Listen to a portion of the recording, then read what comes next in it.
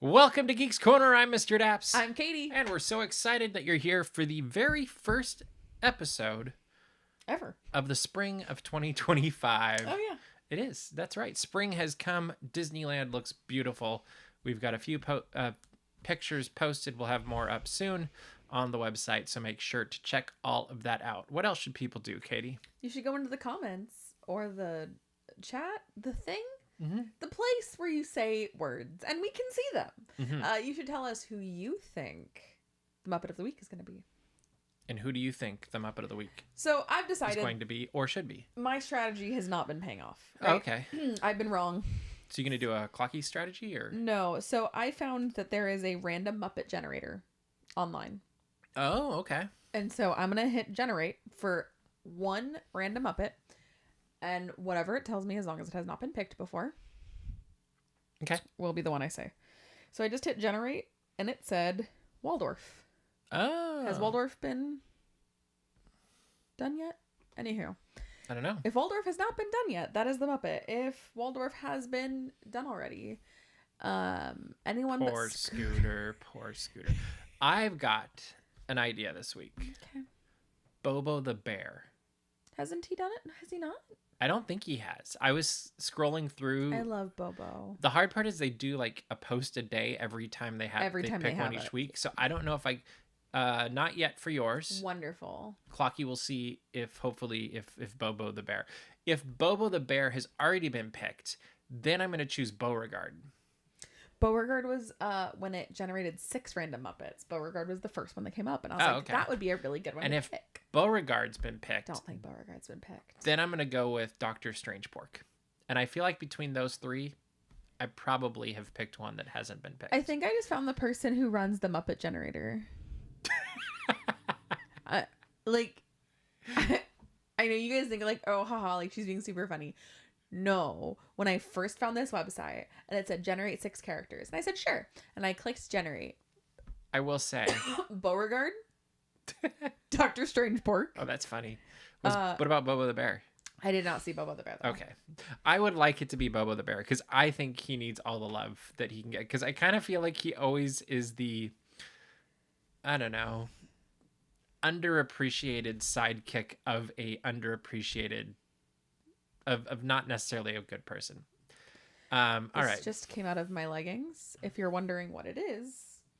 All right. So we're Tiana's gonna go wing. with Bobo the Bear this week for me, and You're also clear on all 3. Perfect. that's good. Bobo the Bear, and I said Waldorf. Okay, and you can put who you think in the chat this week. Nobody got it last week because nobody was guessing Constantine, and Nobody was guessing Constantine. it happens. That's okay though. I can give you what you want. Yes, and That was actually a decent Constantine. there Everybody you go. clap. Please clap. Please clap. That's still That's a beautiful moment. one of my favorite historical moments That's sad. in this But, nation's history. Yes. All right, Please let's clap. move on into the show. This week we learned, in fact, today we learned that Standby Q is coming to Fantasy Springs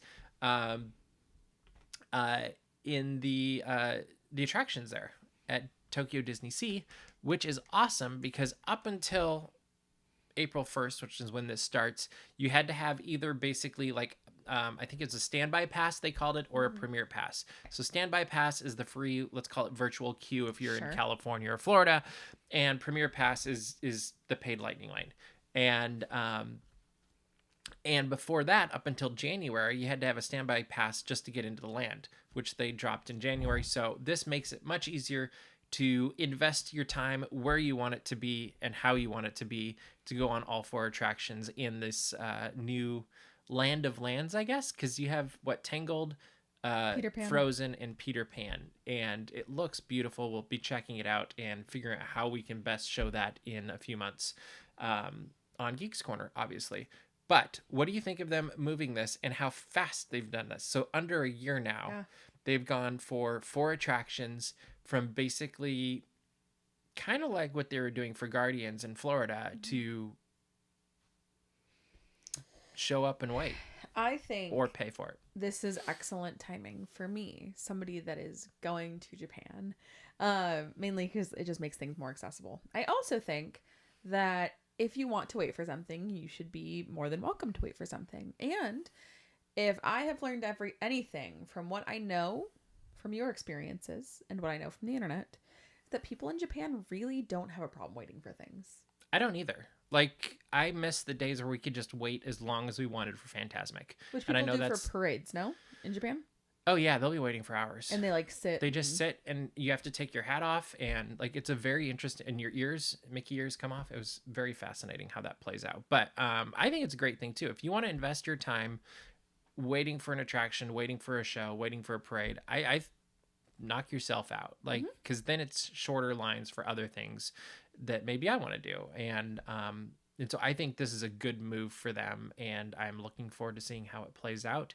I'm also curious to see how long those queues actually end up being, because I had a friend that was just there, and obviously they had the standby and the Premier Pass, and he still waited a little bit.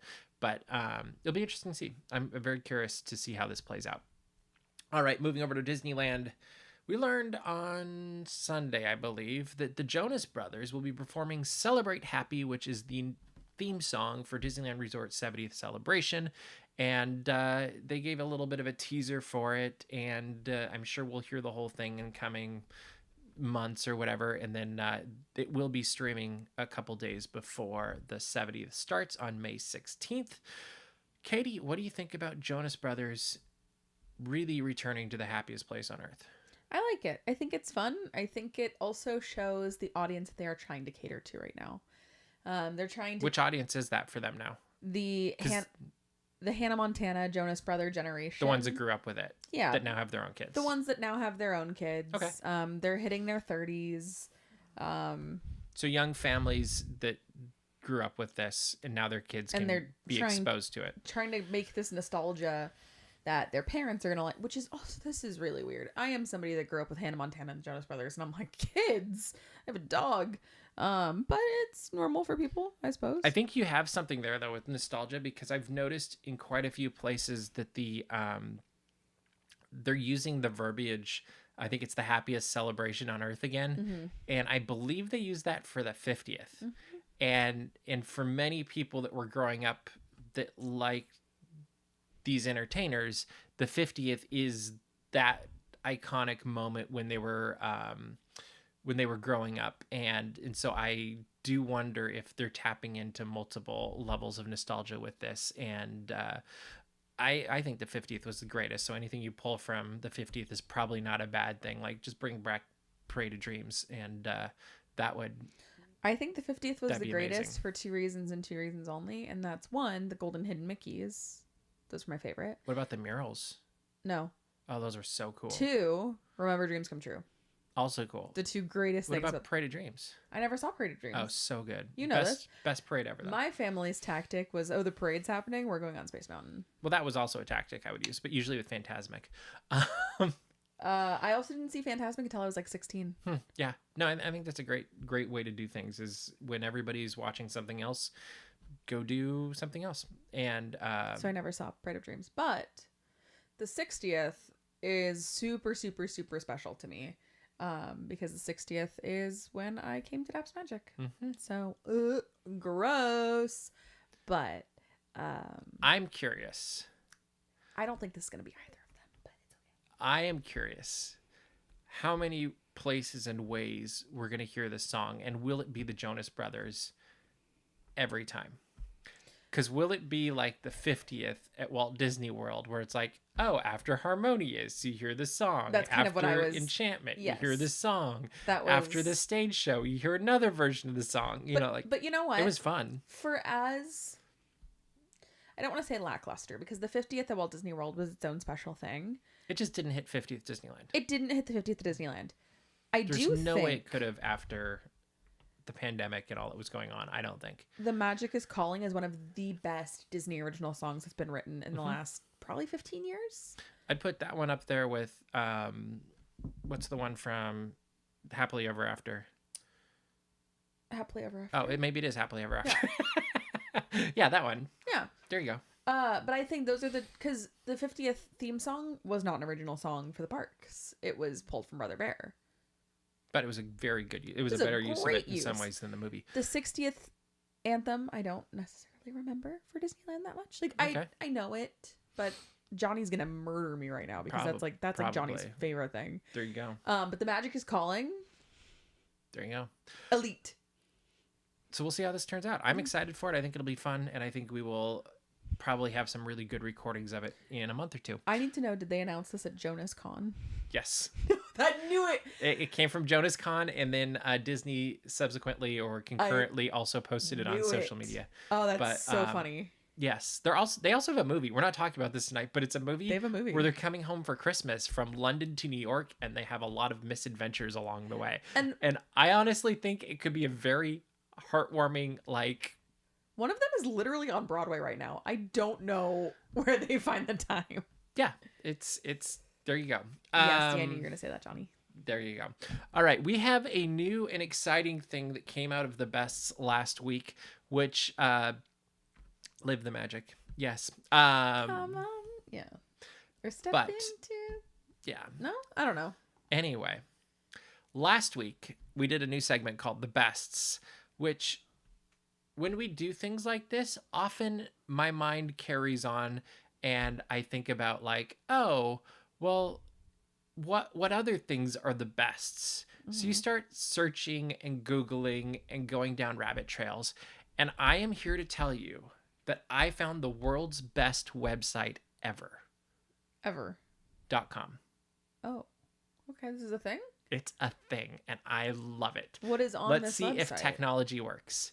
This, if it works, is the world's best website ever.com. And it says that it is the world's best website. And then I can't read what's below. All you need is love, but a little chocolate now and then doesn't hurt, from Charles M. Schultz. So this is the world's best website. I thought you would appreciate it. Congratulations, you did it. World's best website. Yeah. Which, of course, then after I found this, it got me thinking like, oh, has anything ever happened with dudecheckoutmysite.com? Okay. It's still the same. Oh. So I'll check this once in a while and see if it changes. If it does, we will follow this. If it doesn't, we will forget about it. Mr. Daps Cub reporter.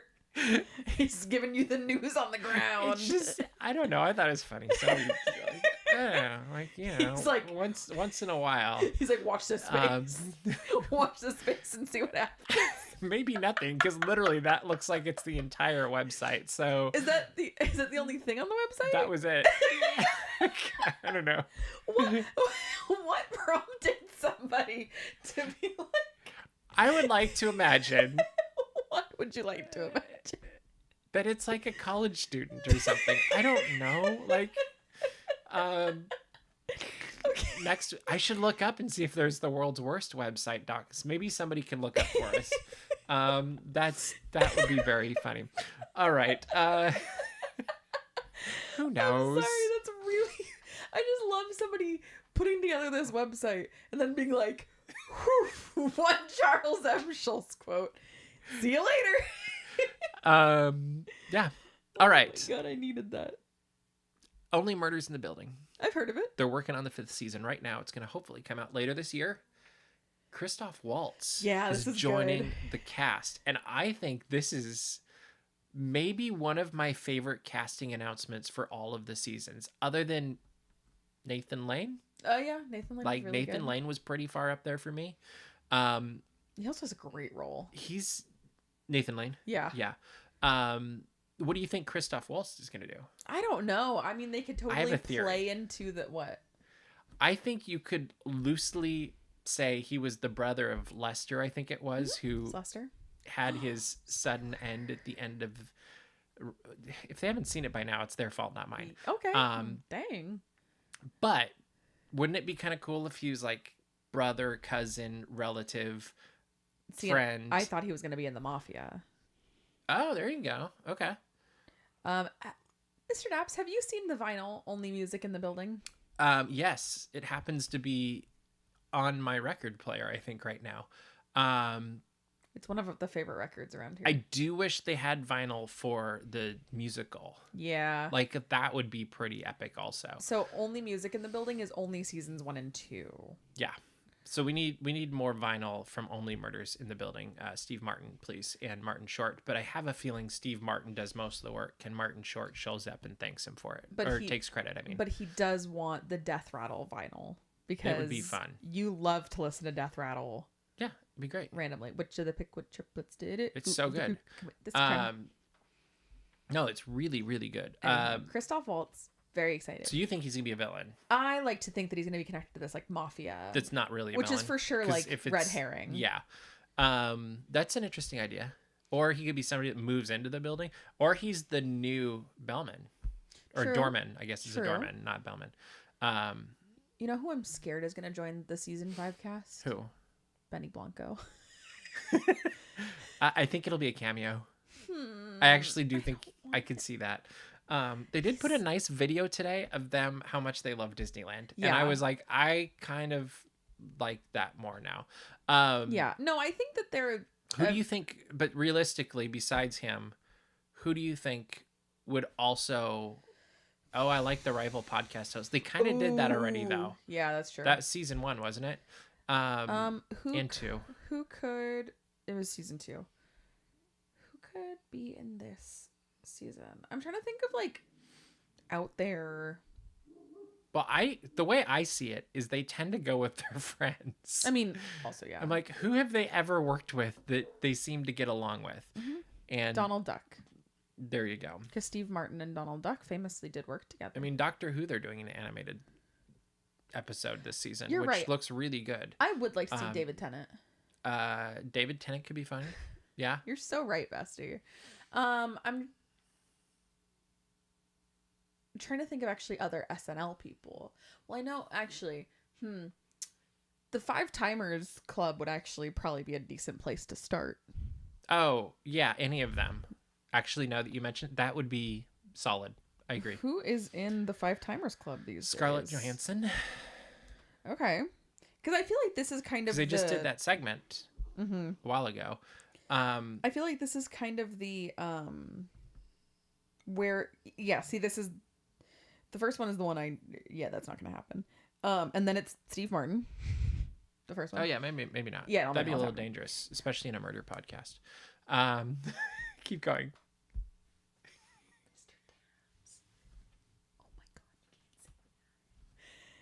John Goodman. If the shoe fits. John Goodman would be great. I vote for John Goodman. That would be great. Tom Hanks. Also would be great. Can't picture him actually doing it, but it'd be great. I feel like he's too busy. Chevy Chase. I don't think he'd do it. Bill Murray. It's Danny DeVito and then Bill Murray. Okay, I didn't know about if he was. Christopher Walken. He would be great. Can you imagine Christopher Walken working with Christoph Waltz? I've been trying. That would be fantastic. For the one reason I've wanted Dapsy to watch Severance is for Christopher Walken. There you go. All right, keep going. Drew Barrymore, Justin That'd Timberlake, be great. Ben Affleck. The one that actually inspired me to even think it was Tina Fey, because Tina Fey is in the 5 Timers Club and she's in the show. She was Cinda Canning. Yes, but I assume she... No, but Tina Fey was what sparked my idea for the 5 Timers Club. I was like, she's already been on it. Okay, yes. Now I got you. Yeah. Scarlett Johansson. Yeah. Melissa McCarthy. Dwayne The Rock Johnson. Oh, no. He would be funny, actually. Jonah Hill. Okay. Will Ferrell. Okay. Would be really good. Paul Rudd, who's also already been on it. Yep. John Mulaney, who I would love to see. Emma Stone. You know who I want? Kristen Wiig.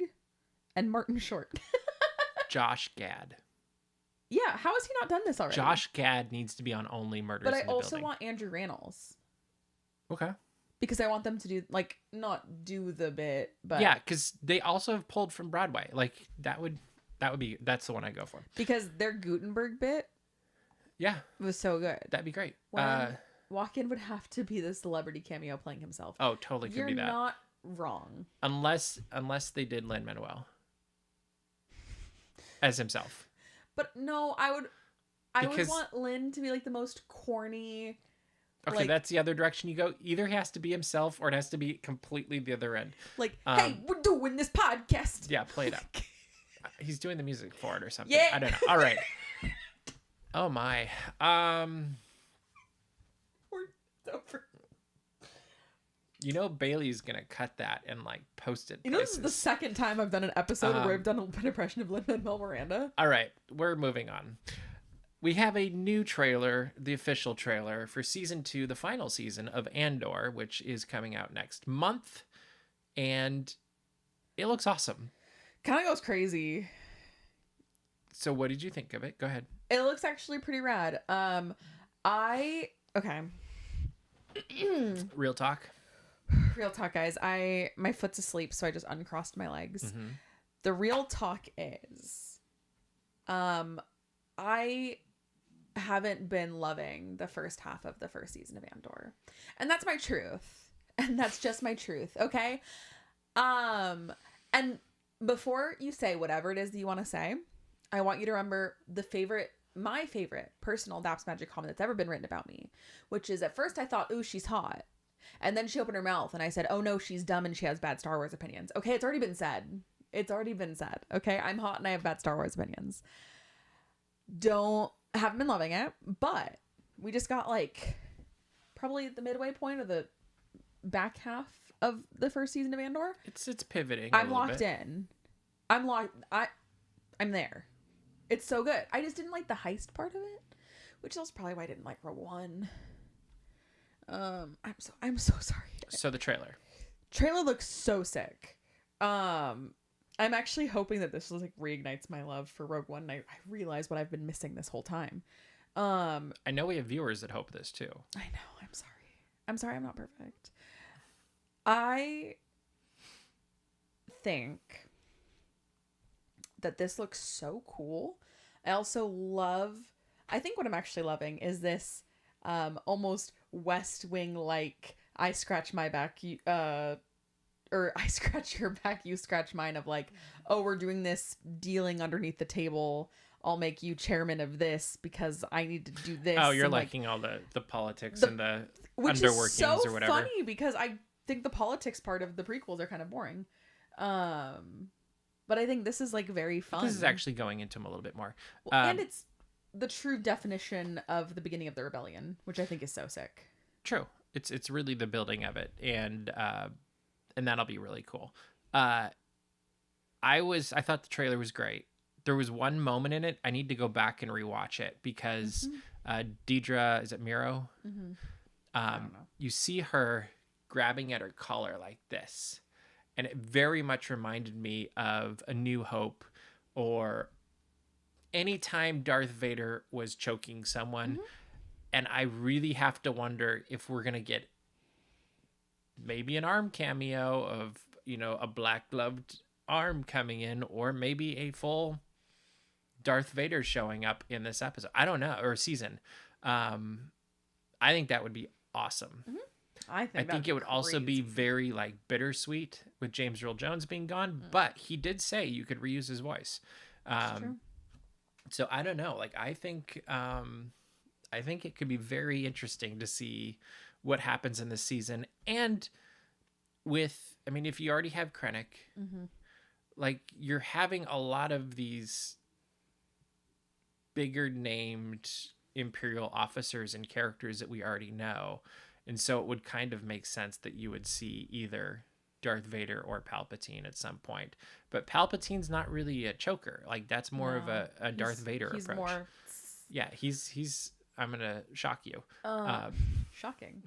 Mm-hmm. I know he's in Rogue One, so first of all,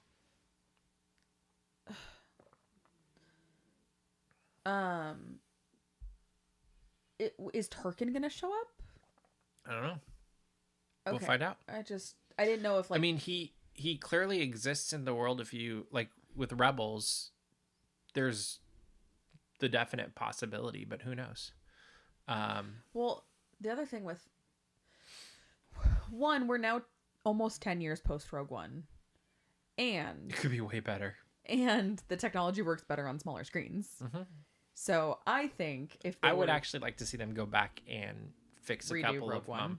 No, like I would fix Leia and maybe enhance Tarkin just a little bit. But even then, like, he doesn't look bad on TV, I don't think. No. I will say, and this is the story I tell every time, is that I woke up at the very end of Rogue One when seeing it in theaters, and I went, huh? Because I knew Carrie Fisher was no longer a baby, because she was still alive when Rogue One came out, I think, right?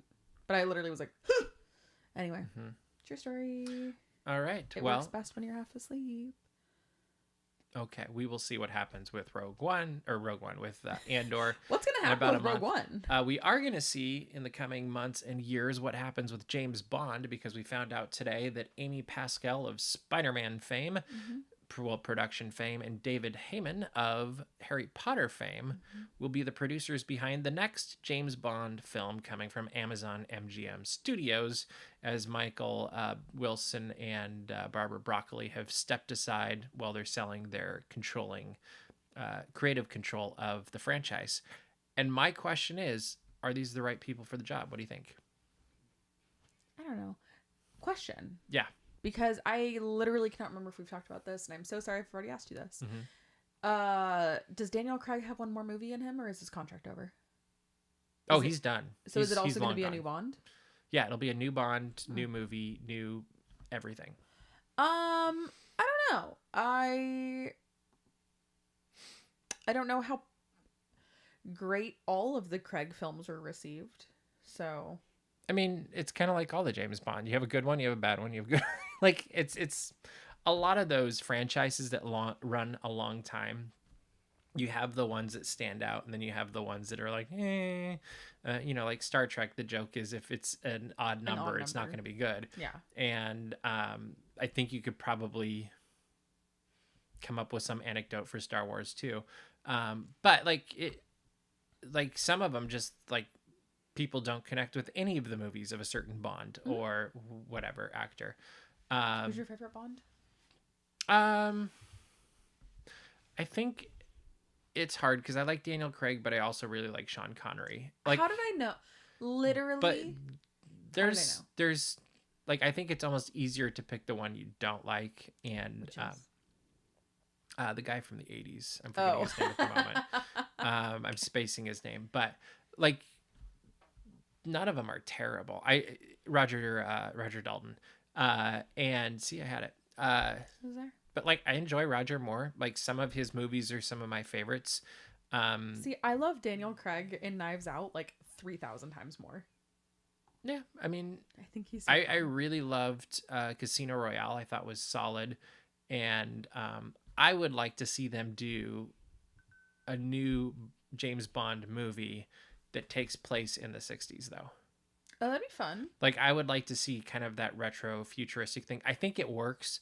I think it's a good way to keep it, the franchise, different than everything that else is going on. Because Fantastic Four, I have an idea. Right. But like, because you have so many modern James Bond type stories, sure, whether it's, whatever. Mission Impossible, I think, was the first one that kind of veered off and then did it. And then there was the other series I'm forgetting with, is it Ben Affleck? But like, there's been several. Is John Wick one? Probably. But there's been several kind of the idea of the super spy that saves the world thing happening. And but if you were to go back, I think you could play with more, and you could be a little bit more melodramatic like the old James Bond movies are. I think we really need to bring back like the proper James Bond intro. Like the walk-in, and they do that. Still? Oh. I want to see more. I mean, they haven't done it for everyone, Show me. but yeah, Daniel Craig did it, and everybody geeked out. It was great. Yes. I do remember going with Tyler to see, I think it was Casino. No, it was. Which one was it? Was it Skyfall? It's going to be embarrassing if it's one that I saw. No, because they just upgraded the theater sound in downtown Disney at the AMC, and we went and saw it. And we were blown away by the bullets whizzing by in the room. Like, you could hear them going past. And just the two of us went. Actually, no, I think Matthew went with us. It was fun. Daniel Craig Bond intro. But anyway, it's 9:00, which means it is now Geeks Corner Plus. If you have any questions or comments you'd like us to respond to, put them in the chat, and we will do just that. Otherwise, we'll continue to talk about James Bond. How many movies have you seen of James Bond? Just out of curiosity, the last one. Which one did you see? Spectre. Oh, Spectre. Mm-hmm. Okay. So that's your favorite. It is a bummer. So Amazon MGM owns all of them. And for a little while, they had them on Amazon Prime, and you could basically watch all of them. And now they're all behind a paid firewall. So you have to buy them if you want to watch them or rent them. And I'm like, oh, man. But it is what it is. It says it's been in almost every... so the gun barrel was used for Quantum of Solace. Mm-hmm. It was used for Skyfall. Mm-hmm. Skyfall might be one of my favorites. It was in the beginning of Spectre. Mm-hmm.